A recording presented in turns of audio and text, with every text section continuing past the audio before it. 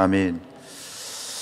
할렐루야. 날씨가 많이 추워졌고요. 또 3일 동안도 평안하셨나요? 오늘 이 저녁에 또 식사도 못 하신 분들도 계시겠습니다만 하나님이 주시는 영의 양식으로 풍성해지기를 축복합니다.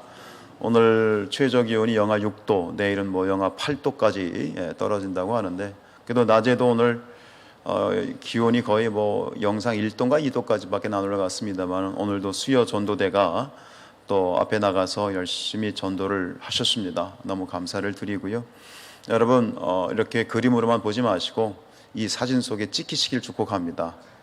우리가 그저 예배 드리는 것으로 끝나는 것이 아니라 우리의 삶의 현장에서 엎드려 기도하고 일어나 전도하는 것이, 그것이 살아있는 믿음입니다. 아멘입니까? 아멘 하셨다면 아멘도 중요하지만 아멘 그 이후의 삶이 중요한 거예요. 아멘에 우리가 순종하는, 아멘에 부합되는 그런 살아있는 믿음이 될 수 있기를 주님을 축복합니다. 우리가 애쓰고 수고하는 우리 전도대 위해서 이제 격려와 영광의 박수 드리겠습니다. 너무 감사해요. 오늘 또 시간을 내셔서 우리 장로님들이 이렇게 참여를 해주시고 계신데요. 너무 감사드리고요. 자, 오늘 말씀 봅니다. 우리가 지난 말씀에서는 예수님께서 가버나움의 맞은편, 갈릴리 호수의 맞은편인 이제 거라사 땅, 이방 땅에 가셔서 이제 소위 말하는 군대 마귀와 또 맞서셔서 그 마귀를 이제 축사하시는 사건을 봤죠. 그런데 그 사건 이후에 그 이방 사람들이 예수님을 거부합니다.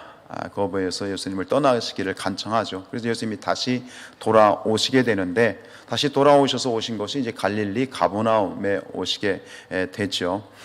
자, 오늘 이제 우리가 보게 되는 이 40절로 56절에서는 두 가지의 이적 사건이 함께 묶여 있습니다. 그것은 우리가 아는 것처럼 혈루병 앓던 여인, 유출병입니다.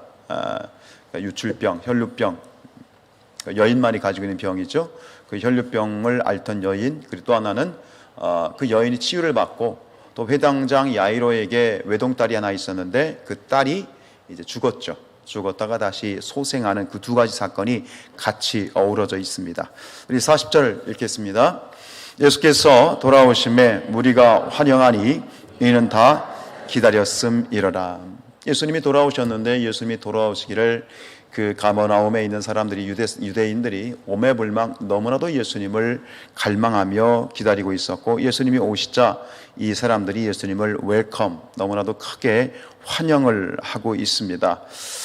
이유는 뭡니까? 가장 먼저 만났던 이 당장은 자기가 죽어가는 딸을 살리기 위해서, 그리고 또 여러 가지 많은 사람들은 어디 가도 마찬가지겠지만 귀신 들린 자들이 많았고 이러저러한 이유로 사실은 다 기복적인 이유였어요. 그것이 예수님이 하나님의 아들이심을 고백하면서 영광을 올려드리기보다는 그저 당장 떡이 필요했고 당장 문제 해결이 필요했기 때문에 어쨌든 간 자신들의 기복적인 어떤 욕구가 있어서 예수님을 기다렸고, 예수님이 그것에 대해서 해결해 주실 거라고 하는 믿음이 있었고 소원이 있었기 때문입니다. 그러나 어찌되었든 그들의 지금 태도가 신앙적인 태도는 아니지만, 그러나 이들이 가지고 있는 태도를 오늘 우리 믿는 자들이 분명히 가지고 있어야 되겠다는 생각이 듭니다. 주님만을 갈망하는 마음, 주님만을 기대하는 마음, 주님이 아니면 안 된다라고 하는 그 강력한 믿음과 소원, 이것이 오늘 우리에게 있어야 되겠죠. 예수님을 갈망하는 것이 아니라 예수님만 갈망하는 신앙, 예수님만 갈망하고 예수님만 대망하고 예수님만을 소망하는 그런 믿음의 사람들이 됐으면 좋겠습니다. 저도 그랬으면 좋겠고요. 어떤 찬양의 가사처럼 오직 주님만을 원하고 주님만을 바라고 주님만을 기도하는 그런 순전한 신앙이 되었으면 좋겠습니다. 예수님만을 향하는 일편단심, 어떤 정몽주라고 하는 그런 이 충신이 이제 지었다라고 하는 단심과, 아시죠? 이 몸이 죽고 100번 고쳐주고 100골이 진토되어 넋이라도 있고 없고 님 향한 일편단심이야 가실 줄이 있으랴. 일편단심, 단심가, 결국은 이 노래 부르고 그는 철퇴를 맞아서 오죽헌에서 죽게 되어지는데, 이 한 임금을 향한 이 한 충신의 고백보다도 못한 우리의 신앙이 되지 않았으면 좋겠습니다. 오직 주님만을 갈망하는, 이 몸이 죽고 100번 고쳐주고 넋이라도 있고 없고 님 향한 주님만을 향한 일편단심이 변함이 없는 그런 신앙이 되었으면 좋겠습니다. 결국 이 신앙이, 이 믿음이 기적을 만드는 거예요. 오늘 나와 있는 12의 혈류병 앓던 여인이나 그리고 죽어가는 딸을 향한 아버지의 예수님에 대한 믿음이나 바로 이러한 믿음이 있었기 때문에 그들이 기적의 주인공이 된 줄로 믿습니다. 로마서 14장 8절 말씀 읽어볼까요? 우리가 살아도 주를 위하여 살고 죽어도 주를 위하여 죽나니 그러므로 사나 죽으나 우리가 주의 것이다. 누구의 고백이죠? 이 고백을 누가 하고 있는 거예요? 사도 바울이요. 바울이 그랬던 것 같습니다. 일편단심이죠. 단심과 주님에 대한 단심과 그게 뭐예요? 살아도 주를 위해 살고 죽어도 주를 위해 죽나니 그러므로 나는 살아도 죽어도 주님의 것이니 뭐예요? 살아도 아멘이고 죽어도 아멘이다. 그러면 살아도 죽어도 아멘이고 살아도 좋고 죽어도 좋고 주님을 위한 것이라면 다 좋다고 그러면 사도 바울의 삶 가운데 두려움이나 절망이나 낙심이 있었을까요? 없습니다. 저는 요즘 이것을 강력하게 깨닫고 있습니다. 빌립보서 1장 21절입니다. 이는 내게 사는 것이 그리스도니 죽는 것도 유익함이라. 여러분 이것이 여러분들의 삶의 또 마음 깊은 곳에 뼈저리게 이 마음과 이 사도 바울의 고백이 여러분의 것이 되기를, 여러분의 레마가 되기를 축복합니다. 여러분 살아도 주님의 것이고 죽어도 주님의 것이에요. 내가 사업이 잘 돼도 주님의 뜻이고 안 돼도 주님의 뜻이에요. 일이 잘 풀려도 아멘이고 일이 막혀도 아멘이에요. 그럼 삶에서 어떻게 나타나냐면 두려움이 사라져요. 담대함이 생겨요. 걱정이 사라져요. 그런 은혜가 있기를 축복합니다. 사람이 떠나가는 것도 아멘이고요. 사람이 오는 것도 떠나갔으면 보내시는 것이 하나님이시다. 제가 요즘 오늘 새벽에도 그런 말씀을 드렸습니다만 제가 3주간 기도를 하면서 분명히 제가 말씀드렸던 게 뭐냐면 왜 금식하십니까? 이유가 없습니다. 하나님께서 마음을 주셨기 때문에 저는 즉각 순종했던 겁니다. 그리고 제가 말씀드렸습니다. 그 이유는 제가 알게 될 거라고, 하나님이 깨닫게 해 주실 거라고 기억하십니까? 전 그렇게 말씀을 드렸는데 요즘 제가 그 이유를 깨닫고 있습니다. 하나님께서 왜 저에게 3주를 금식시키셨는지 요즘 깨닫고 있습니다. 목회라고 하는 것이 여러분들 표면적으로 보면 평안한 것 같지만 또 여러 가지 어려움들, 교회도 여러 가지 많은 문제들이 있고, 그리고 저는 체질적으로 뭐 맞는지 모르겠으면 저는 그 태음인 체질을 가지고 있습니다. 이게 무슨 얘기냐면 그런 체질을 가지고 있는 사람은 하늘이 무너질 걸 걱정하는 타입이라고 하더라고요. 그냥 걱정이 많아요. 불안이 많아요. 염려가 많아요. 근데 그런 사람은 긍정적인 측면이 있어요. 그런 염려와 불안과 걱정이 많기 때문에 미리 준비합니다. 미리 철저히 준비하는 그런 긍정적인 면도 있지만 늘 걱정, 조그만 일에도 마음이 참 요동치고 또 제 어떤 부족함이 있는데 요즘 하나님께서 제가 저 자신을 보면서 굉장히 놀라는 건 뭐냐면 제 안에 두려움이 없어요. 무슨 얘기냐면 전 같았으면 어떤 일이 발생했을 때 제 마음이 밤잠을 이루지 못할 정도로 힘들었을 거예요. 근데 요즘 저도 저 자신을 보며 놀라는 건 뭐냐면 제 마음이 불안이 없어. 염려가 없어. 여러분들은 모르죠. 제 속을 모르지만 저는 알아요. 그냥 하는 거짓말이 아니에요. 제가 어떻게 강단에서 거짓부렁을 할 수 있겠어요. 그런데 하나님이 담대함을 주셔. 제가 저를 보고 놀래요. 그러면서 느끼는 거예요. 이래서 하나님이 나에게 금식을 시키셨구나. 여러분 금식은요 하나님께 떼쓰는 게 아니에요. 매달리는 게 아니에요. 금식은 내가 죽는 거예요. 저는 금식하면서 죄송하지만 전 이렇게 금식하다 죽는 게 좋겠다고 생각했어요. 저는 금식하면서 죽음을 각오하고 금식한 거지 살려고 금식한 게 아니에요. 근데 그런 어떤 이 마음이 결국 저를 연단시키셨고 하나님이 준비시키셨던 마음이다. 전에 12년 전에 했던 그런 이 3주의 금식은 솔직히 굉장히 미성숙한 금식이었고 또 그럴 때 하나님 역사가 나타났지만 그 모든 것을 오롯이 은혜로 받기에는 제가 많이 미숙했었던 것을 깨달으면서 이번에 금식은 처음부터 과정과 그리고 그 이후까지도 하나님이 이 모든 것을 하나님이 직접 이끄셨고 주도하셨다는 것을 저는 자신 있게 간증할 수 있습니다. 이때를 위한 것이다. 결국 뭐예요? 살려고 하지 마라. 네가 죽음을 각오한다면 사는 것도 하나님 뜻이고 죽는 것도 하나님의 뜻이에요. 아멘이에요? 살려고 하니까 문제가 생기는 거죠. 살려고 하니까 두려운 거죠. 살려고 하니까 걱정이 있죠. 근데 저는 지금도 그래요. 주님의 일을 하다 죽으면 순교고 영광이에요. 그러니 뭐예요? 두려움이 없더라고요. 담대함이 있더라고요. 할렐루야. 감사합니다. 우리 함께 찬양을 하나 하고 싶은데요.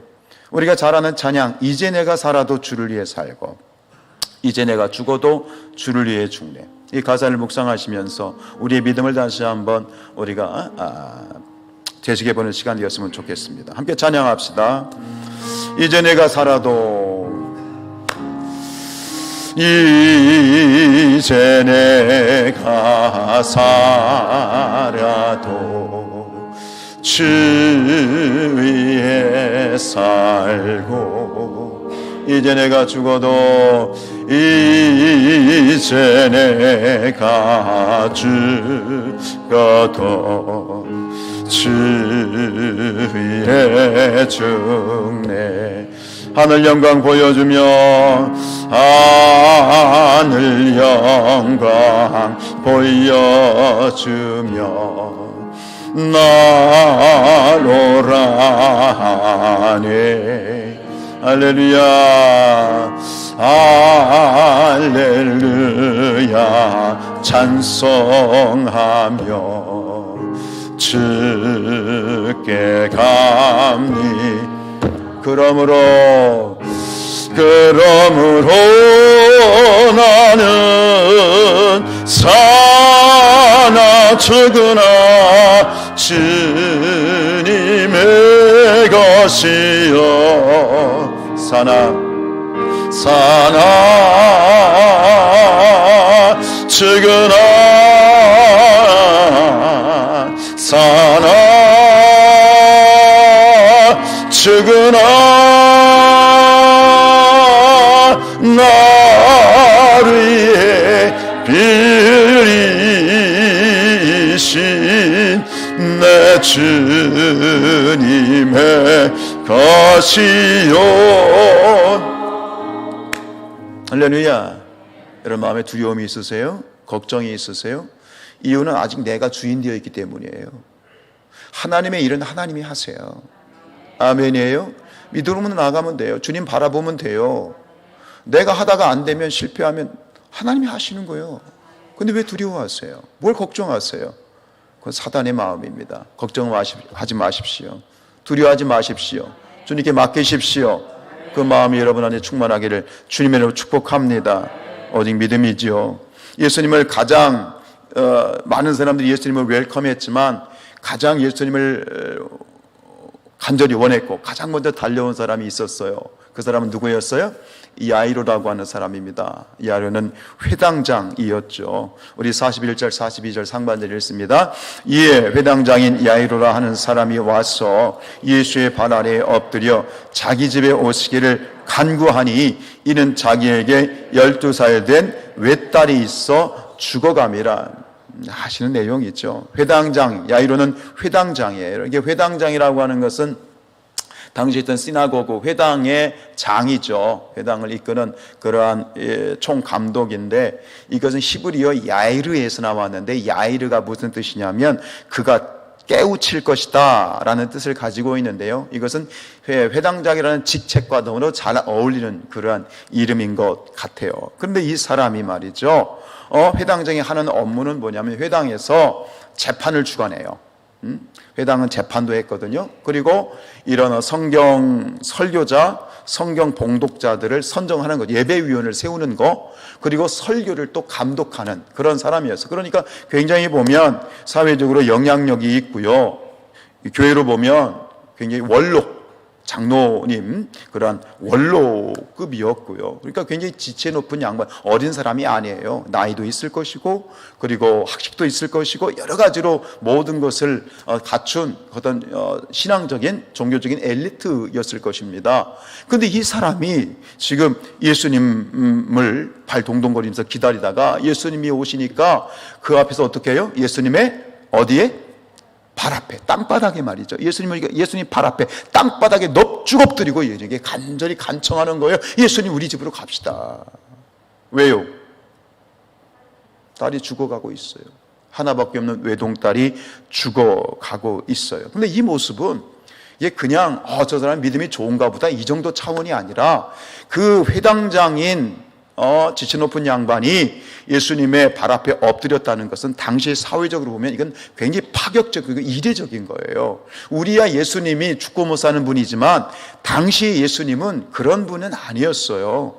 예수님 그렇게 막 복음을 전하실 때 믿는 자를 따르는 사람들도 있었지만 다른 사람들이 예수님이 떡 주고 뭐 주고 고쳐주고 하니까 따랐던 거고, 당시 예수님은 젊은 청년이었고 그리고 청년으로서 사실은 뭐 이름 없는 그러한 떠돌이 전도자였고, 또 사람들은 그를 비난할 때 저 사람 무엇 들렸다?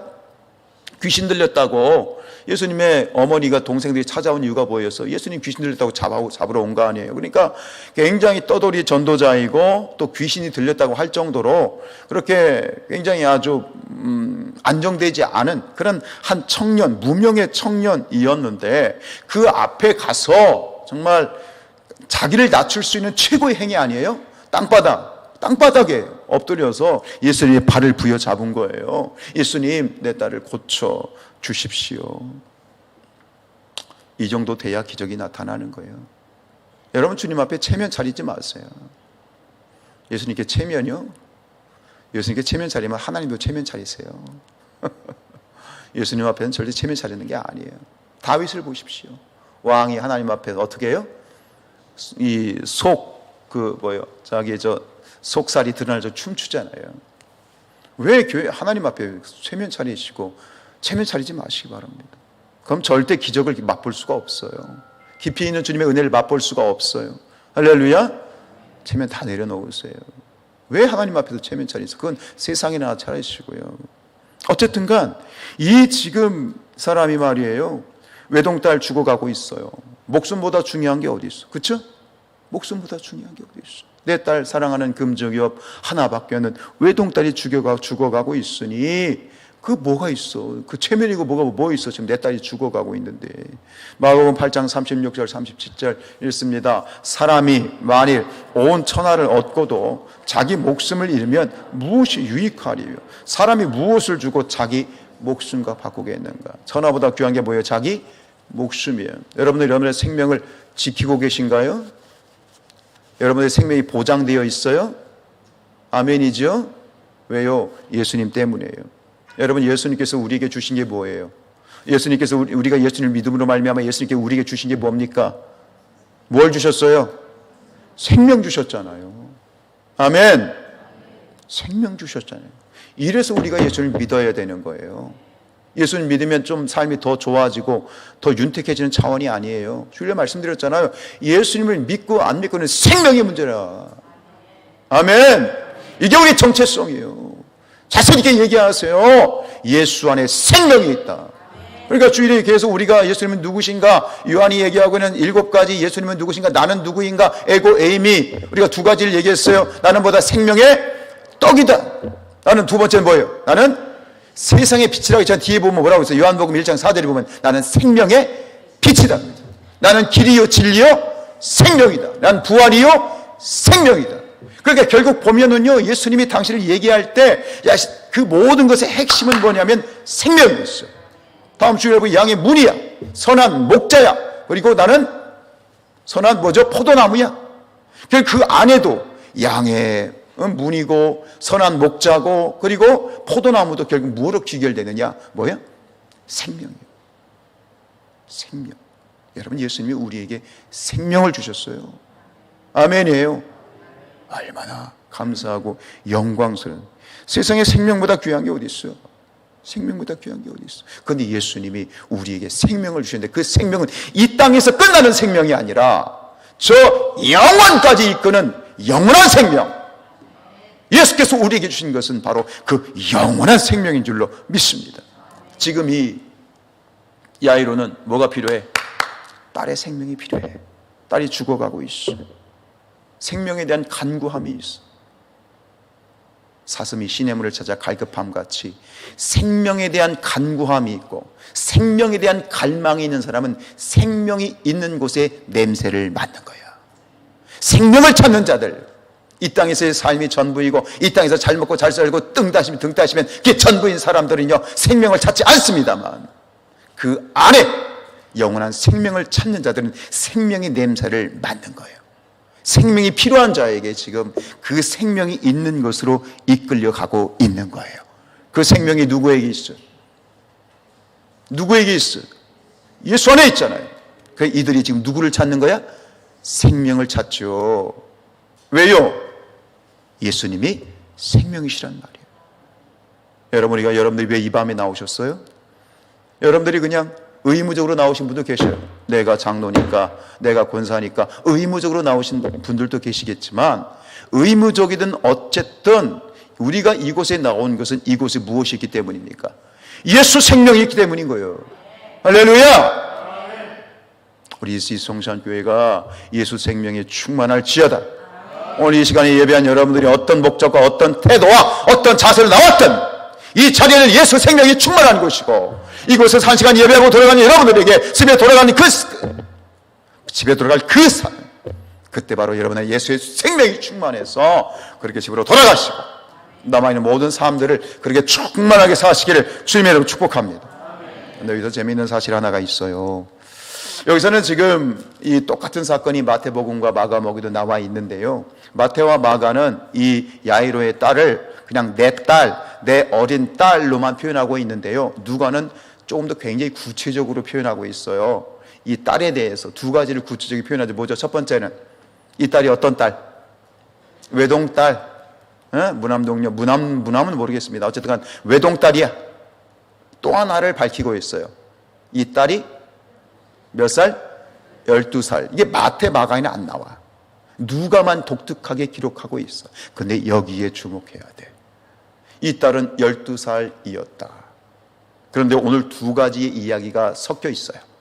야이로의 딸을 고치러 가다가 누구를 만나? 혈류병 앓던 여인을 만나서 고쳐주고 마지막에는 누구를 고쳐? 야이로의 딸을 고치지. 이 두 가지 사건이 어우러져 있는데, 이 두 가지 사건을 하나로, 사건이 두 개인 것 같지만 사실은 하나의 사건이 되는 이유가 뭐냐면 바로 여기에 있어요. 여기에 있어요. 우리 42절 말씀 하반절 읽죠. 시작. 예수께서 가실 때에 무리가 밀려들더라.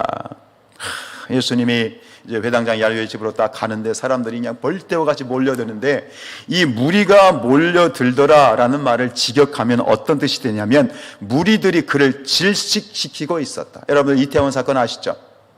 그 정도를 상상하시면 돼요. 사람들이 워낙 몰려들어서, 예수님을 주위에 워낙 사람들이 빽빽하게 몰려들어서 사람들이 끼면 어떻게?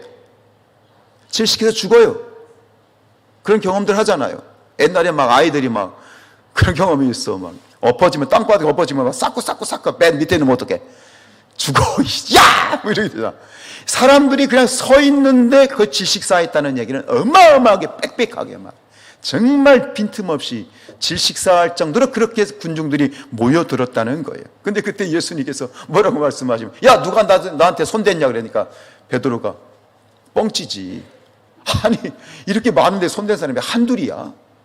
되게 아주 이 베드로가 의아하게 질문할 수밖에 없는 그런 상황인데, 그때 43절입니다.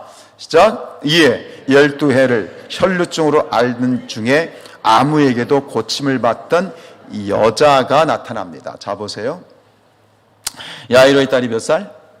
12살. 근데 이 혈루병 앓던 여인이 몇 년? 12년. 여기서 두 사건이 하나의 사건으로 이제 묶여지고 있는 거예요. 두 사건이지만 하나의 사건이 될 수 있는 이유 뭐냐? 바로 10이라고 하는 상징적인 의미가 보여주고 있는데, 사실 두 사람의 상황은 굉장히 대조적이에요. 지금 이 회당장의 딸로 태어난 이 소녀 어때요? 가난하게 살았겠어요? 잘 먹고 잘 살았겠어요? 예, 금수저로 태어난 그러한 아이예요. 어릴 때부터 굉장히 유복한 집안에서 행복하게 부족한 거 없이 그렇게 잘 살았어요. 근데 12살이 되는 해에 그런 어떤 이제 막 꽃을 피우려고 하는 이 어린 소녀의 삶에 죽음의 그림자가 두리우고 있죠. 12년 혈류병 앓던 여인, 12는 그 의미가 무슨 숫자? 완전 숫자예요. 완전수.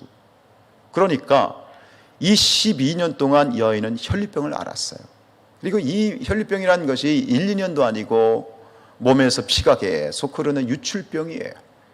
그러니까 육체적인 고통도 있지만 레위기에 보면 이 피가 나면 여인이 피를 내면 아이를 출산해도 마찬가지예요. 출산해도 며칠 동안 부정해요. 그러니까 마리아가 예수님을 낳고 바로 성전에 가지 못했죠. 왜? 부정한 기간을 지난 다음에 성전에 가서 이제 기도를 하는 장면이 나오게 되어지는데, 사회적으로도 사람들이 부정한 여자가 되는 거예요. 그러니까 격리가 되어졌고 사람들이 가까이 하지 못했고 사람들로부터 떨어져 났던, 그러니까 육체적인 고통과 정신적인 고통을 가지고 그 12년의 삶이라고 하는 것은 정말 서러움과 눈물로 점철된 죽지 못해 사는 그런 인생, 그게 12년의 삶이에요. 그런데 보세요, 12라고 하는 이 숫자, 이것은 결국 그 두 사람의 지금 상황이 완전한 절망, 세상에서는 소망이 없고 세상에서는 회생의 가능성이 없는 완전한 죽음과 완전한 절망과 완전한 사망을 의미하는 거예요. 여러분, 12라는 숫자에 한번 점검을 하고 나가죠. 12는요 완전수예요. 완전수. 이스라엘 몇 지파? 12지파. 예수님의 몇 제자? 12제자. 이게 묶여가지고요 그 유명한 14만 4천이 나오는 거예요. 여러분, 14만 4천은 딱 14만 4천 명만 구원받는다는 얘기일까요? 아직도 그렇게 생각한다면 여러분들 성경 좀 읽으셔야 돼요. 요한계시록에 나오는 14만 4천은 상징적인 숫자예요. 이게 뭐냐면 12 곱하기 12 곱하기 1000이에요. 앞에 나오는 12는 뭐냐면 구약의 하나님의 백성, 뒤에 나오는 12는 신약의 하나님의 백성, 1000은 뭐예요? 셀 수 없이 많다는 뜻이에요. 그게 14만 4천이에요. 근데 계시록에 나와요. 계시록 7장 4절입니다. 시작. 내가 인침을 받은 자의 수를 들으니 이스라엘 자손의 각 지파 중에서 인침을 받은 자들이 14만 4천. 여기서만 인침을 받았다, 이게 구원받은 하나님 백성이란 얘기예요. 그게 14만 4천. 14만 4천 문자적인 의미가 아니라 엄청 많다는 거예요. 이게 몇 절에 나오냐? 9절에 나와요. 시작. 이 일 후에 내가 보니 각 나라와 족속과 백성과 방언, 이게 뭐예요? 각 나라와 족속과 백성과 방언은요 이 세상 전체를 말하는 거예요. 믿는 사람이든 안 믿는 사람이든 이 세상 전체를 말하는 것이고, 그 가운데에서 누가 나와? 아무도 능히 셀 수 없는 큰 무리, 이게 14만 4천이에요. 새를 셀 수가 없어요. 그 다음 보세요. 그들이 무슨 옷을 입고 있어요? 흰옷을 입고 있어요. 어떤 사람들이 흰옷을 입죠? 구원받은 사람들이. 무엇에 빨아서 흰옷이 됐어? 예수의 피에 빨아서. 예수님의 피에 빨아서 빨간 옷이 돼야 되지. 근데 예수의 피에 빨아서 흰옷이 되었다는 것은 구원받은 백성들, 14만 4천을 말하는 거예요. 손에 종려나 가지를 들고 보좌 앞에, 어린 양 앞에 서 있어요. 하나님 앞에 서 있다는 얘기 뭐예요? 천국 백성이란 얘기죠. 12는 완전수예요. 결국 뭡니까? 이 야이로의 딸과 혈류병 앓는 여인의 상황은 카오스, 완전한 절망, 혼돈, 공허, 흑암이에요. 죽지 못해 사는 인생이에요. 근데 이런 완전한 절망에 처해 있던 두 여인이 완전한 소망으로 바뀌어버리죠. 12년의 그 지긋지긋한 유칠병이 즉시 멈추었더라. 할렐루야. 별로 기쁘지 않으시죠? 뭐 내일이 아니니까, 그치? 12년이에요. 그리고 죽었던 야이로의 딸이 다시 일어났더라. 할렐루야. 왜 그렇죠? 예수 생명이, 예수의 빛이 깃들고 예수의 생명이 그 여인들에게 깃들었던 것이죠. 여러분, 오직 예수님만 바라보십시오. 예수가 답입니다. 할렐루야. 우리 44절입니다. 읽죠. 44절. 예수의 뒤로 와서 그의 옷가에 손을 대니 혈루증이 즉시 그쳤더라. 아멘. 여러분, 이 정도의 믿음이 되면 정말 주님만 바라보고 오롯이 주님의 마음에 합한 그러한 믿음이 되면 즉시 그치는 거예요. 우리 54절 55절 읽습니다. 시작. 예수께서 아이의 손을 잡고 불러 이르시되 아이야 일어나라 하시니 그 영이 돌아와 아이가 곧 일어나거늘 예수께서 먹을 것을 주라 명하시니 달리다 쿵 소녀여 일어나라. 질병이 아니라 어디에서? 죽음에서 일어나는 것이. 이 이야기가 성경에 나와 있는 옛날 이야기가 아니라 오늘의 이야기가 되기를 축복하고, 그리고 오늘의 이야기여야 되고, 그리고 오늘이 아니라 바로 이 자리의 이야기가 되기를 축복합니다. 아까 우리가 44절에 봤던 것처럼 이 치유의 기적은 뭐예요? 즉시 일어났어요. 혈루증이 즉시 그쳤더라. 어떻게 해요? 어떤 유명한 용한 의사의 투약이나 주사로, 아니면 어떤 영성 있는 기도자의 어떤 그러한 기도 때문에 예수님이 안수하셨어요? 예수님이 손을 대셨어요? 아니에요. 예수님이 안수하신 것도 아니야. 예수님이 손을 내신 것도 아니야. 오로지 이 여인의 믿음이었어요. 뒤에 가서 이 옷을 이렇게 붙잡은 것도 아니에요. 옷 끝에 매달린 이 술 이걸 살짝 건드렸을 뿐이에요. 근데 그게 중요한 게 아니라 이 기적의 원인은 오직 믿음. 저는 늘 지금도 마찬가지지만 오늘 새벽에도 그런 말씀 드렸죠. 신앙은 현재형이에요. 과거를 사는 것이 아니고 미래를 사는 게 아니에요. 신앙은 현재예요. 고린도후서 6장 2절에 보라 지금은 은혜 받을 만한 때요. 보라 지금은 구원의 날이다. 지금이에요. 여러분, 우리가 예배를 드려도 지금 예배를 드리는 거야. 지금 주시는 은혜를 받아야 돼. 무슨 얘기냐면 오늘 이 사건 가운데 이 혈류병 앓던 여인이 즉시로 그쳤더라 라는 말씀은 지금 이 자리에서 말씀을 듣는 여러분들 안에, 여러분 안에 있는 모든 질병과 문제가 즉시 그쳤더라, 즉시 해결되어라, 즉시 고침받게 될지어다. 이것이 현재의 믿음이 되어야 되는 거예요. 할렐루야. 믿음이에요. 근데 어떤 믿음? 지금의 믿음이에요. 저는 우리 성산교회 안에서 지금도 마찬가지지만 예배드리는 그 자리에, 하나님 앞에 예배하는 그 자리에서, 그 즉시 그 현장에서 이런 치유와 회복과 놀라운 기적들이 일어날 걸 믿습니다. 문제는 뭐예요? 믿음이야. 영한 기도원 원장한테 기도받는다고 되는 게 아니야. 나의 믿음이에요. 여러분의 믿음이야. 다른 사람 탓하지 마세요. 문제는 나에게 있는 거예요. 신앙이 재미가 없어요? 문제가 누구한테 있는 거예요? 나에게 있는 거예요. 말씀이 안 들어와요? 문제가 누구한테 있어? 나에게 있는 거야. 나의 믿음이에요. 여러분, 기적의 원인은 하나예요. 믿음이에요. 우리 48절 말씀 읽습니다. 시작. 예수께서 이르시되 따라 내 믿음이 너를 구원하였으니 평안히 가라 하시더라. 똑같죠? 모든 치유의 현장마다 마찬가지. 오늘 야이로에게도 말하죠. 믿어라. 믿으면 네 딸 맞는다. 근데 여기서 그거에 대한 어떤 왈가불가하지는 않지만 분명히 야이로는 믿었기 때문에 예수님이 야이로의 딸을 고치신 줄로 믿습니다. 예, 믿음이에요. 그 믿음이 확인이 됐던 자리일 뿐인 거예요. 여러분, 믿음을 굳세게 하십시오. 예수님을 바라보십시오. 사단은 우리의 믿음을 흔드는 거예요.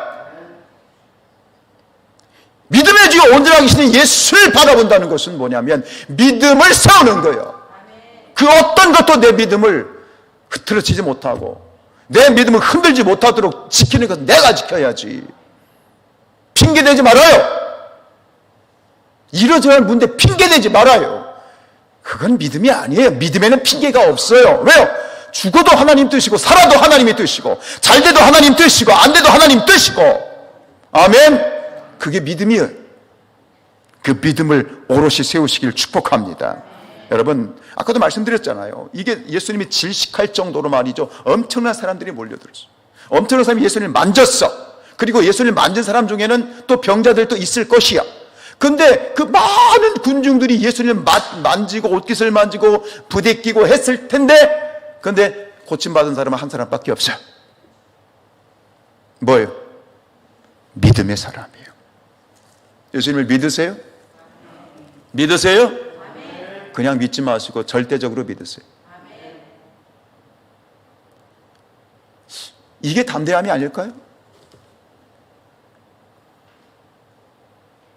여러분, 하나님께서 이 성산교회를 사랑하시나요? 믿으세요? 자, 이 성산교회와 하나님이 함께 하세요? 그럼 하나님이 계획하신 일을 하나님이 하실까요? 근데 왜 두려워하세요? 예? 왜 불안해하세요? 아멘 하는데, 입으로는 아멘 하는데 마음은 아니야. 근데 무슨 기적이 일어나? 하나님은 한 사람, 믿음의 사람을 통해서 절대적인 신뢰, 죽어도 아멘, 살아도 아멘, 돼도 아멘, 안 돼도 아멘, 그 사람을 통해서 일하시는 거예요. 이번에 하나님께서는 저에게 그 믿음을 주셨어요. 이번에 금식의 은혜가, 결과가, 답이 그거예요. 정말 나를 믿냐 였어요. 근데 내가 살아있으면 못 믿어. 걱정해, 불안해. 근데 내가 죽으면 믿어. 사도 바울이 얘기했죠. 난 날마다, 이게 뭘까? 살아있는 믿음을 말하는 거예요. 내가 죽을 때 살아있는 믿음이 생기는 거예요. 근데 내가 사니까 그 믿음이 흔들리는 거예요. 제발 좀 죽어요. 아시겠어요? 죽으라고요. 왜 죽었는데 자꾸 살아나가지고 하나님의 마음을 아프게 하세요? 하나님 우리에게 주시고 싶어 해요. 아멘? 넘치도록 부어 주십니다. 주실 겁니다. 올해도 주셨지만 내년에도 주시고, 이 성산교회가 어떻게 세워진 교회고 어떻게 버티고 있는 교회고, 하나님이 이 성산교회를 하나님이 주고 싶은 게 많은데 왜 하나님 마음이 아플까요? 그걸 받질 못해. 뭐가 없어서? 뭐가 없어서? 믿음이 없어서. 내 입을 넓게 열라, 내가 채우리라. 할 수 있거든 무슨 말이냐? 믿는 자들이 능치 못할 일이 없느니라. 내 믿음이 너를 구원하였느니라. 내 믿음이 내 딸을 살렸다. 믿음이죠. 믿음은 죽음도 아멘이에요. 할렐루야. 이 믿음을 세우시길 축복합니다. 그래야 완전한 절망 같은 상황이지만 완전한 소망으로 이를 이끄셔서. 할렐루야.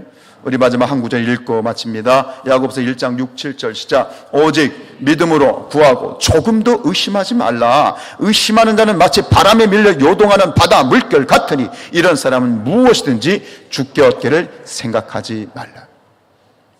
아멘. 하나님 보세요. 믿으세요. 뭐든지 믿음의 눈으로 보면 넓어지지만 사람의 눈으로 보면 자꾸 좁아지는 거예요. 하나님의 마음을, 하나님의 눈동자를 하나님의 초점에 맞춰서 믿음의 사람으로 우리 성산교회가 더욱더 하나님의 뜻 가운데 하나님의 규모에 맞는 그런 성숙함과 그런 성장함으로 하나님을 대할 수 있는 그런 복된 우리 공동체가 될 수 있기를 주님의 이름으로 축복합니다.